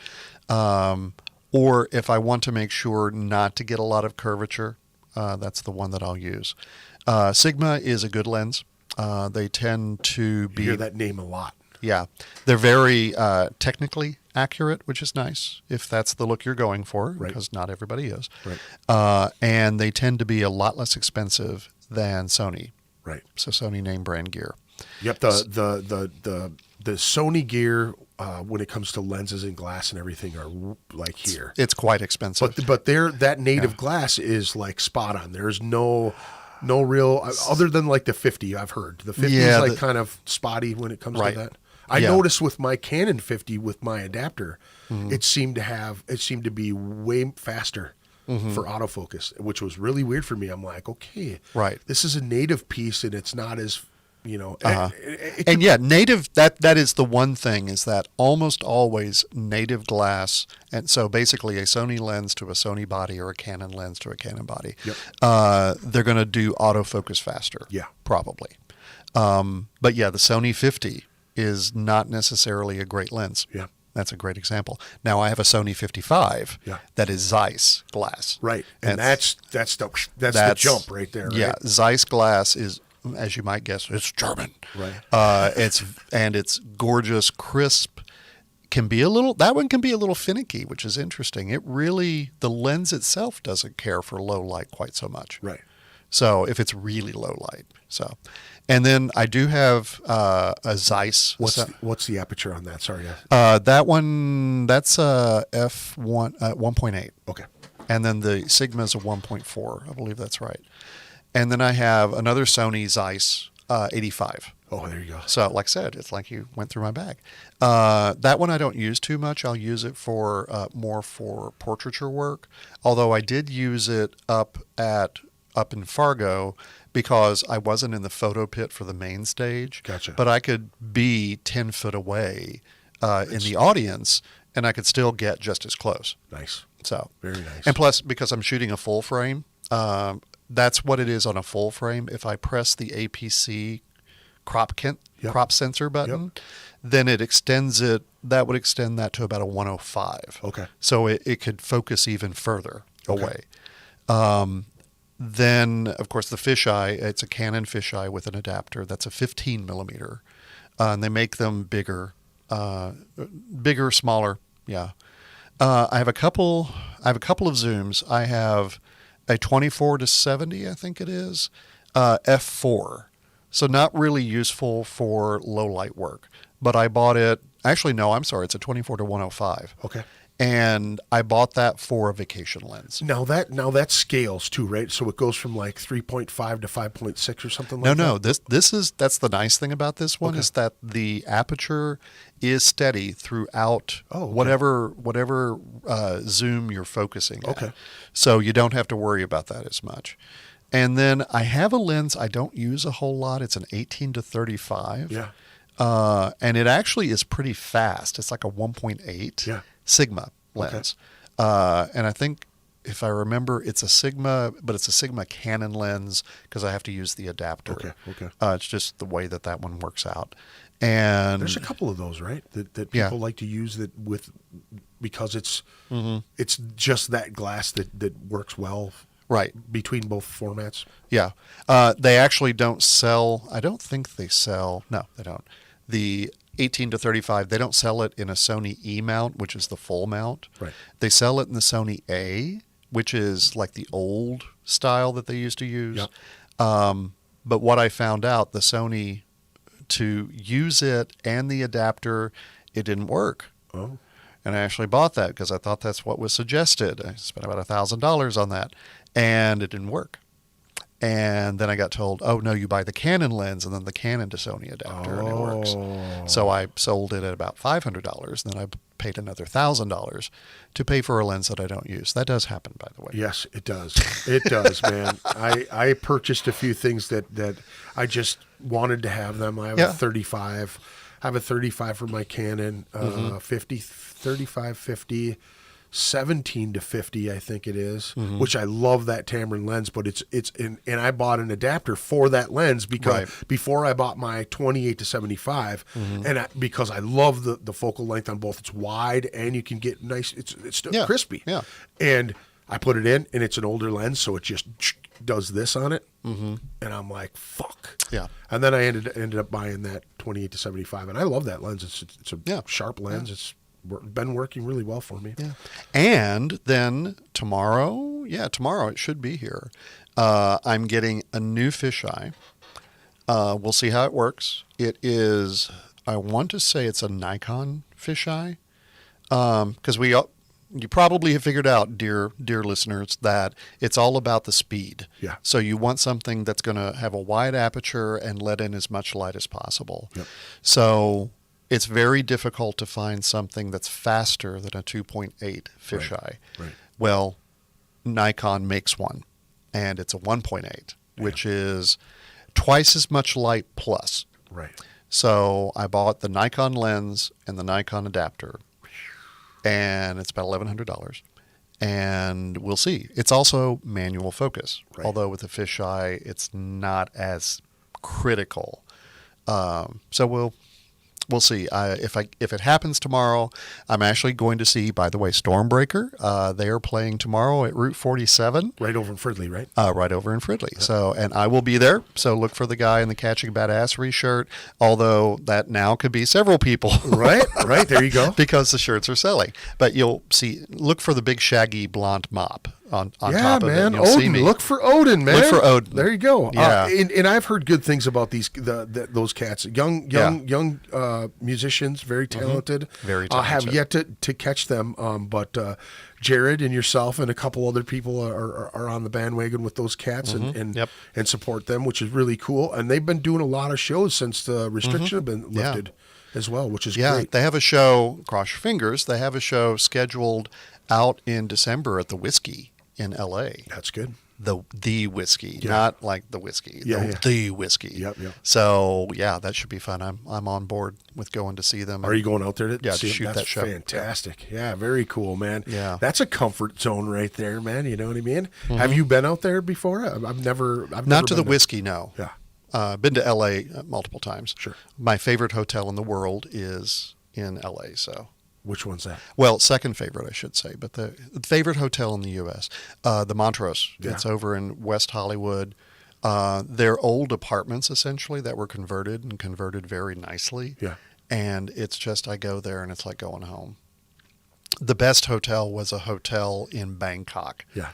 That was built by the daughter of the man who owned Mazda. Wow. And it's designed to look like a 30s building, although it was built in the 70s. Yeah. And it's if I were to win the lottery, you will find me on Singapore Air in their first class suite, heading over to the hotel that I never can remember the name, staying in one of their bungalows for a few months, which are about $1,200, $1,400 a night. Damn. Yeah. I bet you those are sweet. They're beautiful. Oh, yeah. Man. Yeah, I've never done anything like that. That would be fantastic. Yeah. I don't have any rich friends that want to take me along somewhere to do something like that, to catch some cool things. Take me to Europe, do anything like that. I would love to do all of that stuff. Yeah. But, I'm a poor kid, man, from Minneapolis, man. I can't do that stuff. Well, that would be a fucking blast, man. So you've seen a lot of cool stuff. You've done a lot of cool things, man. Yeah, fair number, yeah. You want to pump your website one more time? Do I have a website? I think it's www.bilphoto.com. So yes, it's got a lot of things in it. And if you've been listening to the podcast, there's a lot of stuff on there. He's got a lot of examples. A lot of he's got his listings for his services, prices, and gear. You can buy the fantastic shirt he's wearing right there, right? You can purchase that one. You sure can. In different colors too. You've got like what, 2 or 3 colors? Yeah. The black, gray, and blue. Yeah, and it varies. So for the women's, it's For different sizes stuff. Yeah, and the colors are different. It's Store Frontier. I like them. They're a little weird though, because you would think, oh, just put it on whatever color they want, but they don't do it that way. You have to pick. So Right. if you find one, it's like, I'm just absolutely dying to have this in puke green or something like that. They have puke green as an option. Right.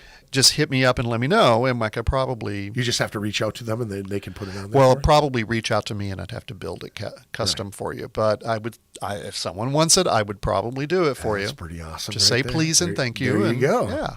There you go. So they can catch you tomorrow night at Route 47. Route 47 Yeah. for Stormbreaker, and thank you, dude, for coming in. Oh, thank yeah, you for absolutely. taking the time. I appreciate it, man. Yeah. And I enjoy shooting next to you all the time, and Likewise. all the tips that you've thrown my direction. I really appreciate that. It's very kind of you. Sure. And yeah, man. Thank you for coming Absolutely. in, folks. Thank you for watching the show, and like always, man, you can hit up the Anti-Broadcasting for me and say what's up. If you're looking to get some T-shirts made, hit them up, antibroadcasting@gmail.com or 612-836-9488, or hit up Lowbrow Saints Tattoo Collective if you're looking to get some tattoo work, 612-353-4755, lowbrowsaints@gmail.com. And don't forget to check us out on ritualmadnesspodcast.com. Also on YouTube, and just started doing some TikTok stuff over there. Ritual Madness Podcast on TikTok. Stitcher, iTunes, iHeartRadio. We're all over the place. Just Google, and you'll find us. We'll be around, and all that other good stuff. So thank you very much, man, for coming in. Anything else you want to say before you go? No, I think that's it. Besides www.bilphoto.com. Yes. Follow me on Insta. Follow me on Facebook. Awesome. Thank you very much, man. Have a good evening, folks. We'll see you next week. Peace out. Ritual Madness Podcast. Ritual Madness Podcast. Ritual Madness Podcast. Ritual